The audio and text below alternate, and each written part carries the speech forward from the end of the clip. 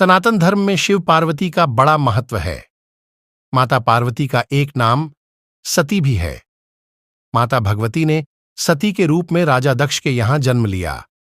माता सती दक्ष की सभी पुत्रियों में अलौकिक थीं। आज जानेंगे माता सती के जन्म की कहानी। माता सती के जन्म से जुड़ी एक रोचक कथा का वर्णन मिलता है। दक्ष प्रजापति की कई पुत्रियां थीं और सभी रूपवान और गुणवान थीं, लेकिन राजा दक्ष को उनसे संतोष नहीं था।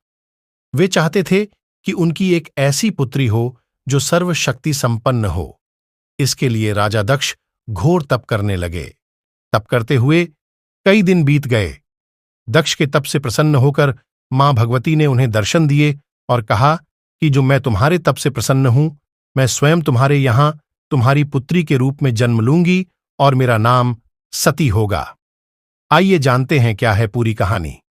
इसके बाद माता भगवती ने सती के रूप में राजा दक्ष के यहां जन्म लिया। माता सती दक्ष की सभी पुत्रियों में अलौकिक थीं। बाल्यावस्था से ही उन्होंने अपनी माया दिखानी शुरू कर दी थी, जिसे देखकर दक्ष भी विस्मय में पड़ जाते थे। धीरे धीरे माता सती विवाह योग्य हो गईं तो दक्ष को उनके लिए वर की चिंता होने लगी। उन्होंने ब्रह्मा जी से परामर्श मांगा। परमपिता ब्रह्मा जी बोले, सती भगवती देवी का अवतार हैं, वे आदिशक्ति हैं और शिव आदि पुरुष, अतः शिव के अतिरिक्त सती से विवाह के लिए कौन उचित होगा। परमपिता की बात मानकर दक्ष ने सती का विवाह भगवान शिव के साथ कर दिया और सती कैलाश में शिव के साथ रहने लगे। राजा दक्ष भगवान शंकर से विरोधाभास रखते थे और एक बार ब्रह्मा जी ने एक सभा का आयोजन किया। उस सभा में भगवान शंकर भी ध्यान लगाए बैठे थे। जब राजा दक्ष वहां पहुंचे तो सभी ने खड़े होकर उनका अभिवादन किया, परंतु शिव तो ध्यान में थे। उन्होंने न दक्ष को देखा और न खड़े हुए। फलतः दक्ष ने अपमान का अनुभव किया। केवल यही नहीं, उनके हृदय में भगवान शिव के प्रति ईर्ष्या की आग जल उठी और वे भगवान शंकर से बदला लेने के लिए समय और अवसर का इंतजार करने लगे। भगवान शिव का अपमान समय बीतता गया और एक बार राजा दक्ष ने एक विशाल यज्ञ का आयोजन किया। इस यज्ञ में सभी देवताओं और मुनियों को बुलाया, परंतु शिव से बैर भाव के कारण उन्होंने भगवान शिव को उस यज्ञ में आमंत्रित नहीं किया। जब माता सती को यह बात पता चली तो वे क्रोधित हो गईं।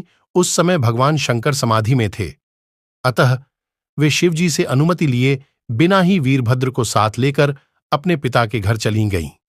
यज्ञ में सभी देवी देवता शामिल हुए थे, लेकिन भगवान शिव को न देखकर वे क्रोधित हो उठीं। तो उनके पिता दक्ष ने उनको अपमानित करते हुए कहा कि तुम्हारा पति श्मशानवासी और भूतों का नायक है, वह तुम्हें बागंबर छोड़कर और पहना ही क्या सकता है। दक्ष के कथन से सती के हृदय में पश्चाताप का सागर उमड़ पड़ा। वीरभद्र ने राजा दक्ष का मस्तक धड़ से अलग कर दिया।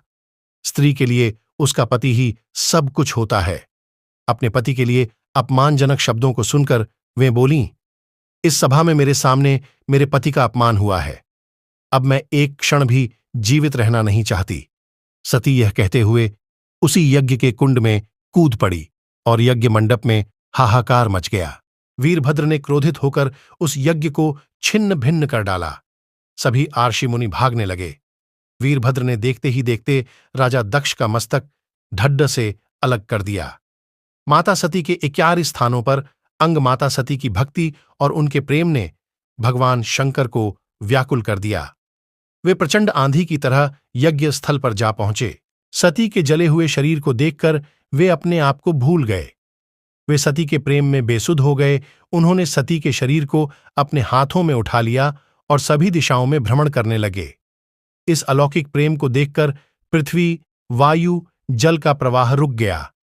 इस भयानक स्थिति से सृष्टि को उबारने के लिए भगवान विष्णु को आगे आना पड़ा। भगवान शंकर बेसुध होकर यहां वहां हर दिशा में घूम रहे थे। इसी बेसुधी में विष्णु ने अपने सुदर्शन चक्र से माता सती के एक एक अंग को काटने लगे।